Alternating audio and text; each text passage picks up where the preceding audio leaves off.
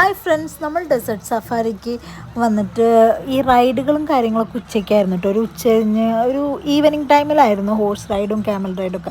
അത് കഴിഞ്ഞ് ഈവനിങ് ആവാനായപ്പോഴേക്കും ഒരു ചായ ഉണ്ടായിരുന്നു. പിന്നെ നെക്സ്റ്റ് ബെലി ഡാൻസ് ആയിരുന്നു.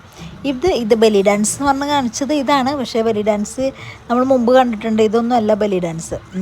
ഈ ടൈം ആകുമ്പോഴേക്കും അവിടെ അങ്ങോട്ട് ഫുള്ള് നിറഞ്ഞു, നല്ല തിക്കും തിരക്കാണ് ഇത് കാണാനായിട്ട്. നമ്മൾ ആ ഒരു ഏരിയ മൊത്തം ഫുള്ളായിരുന്നു.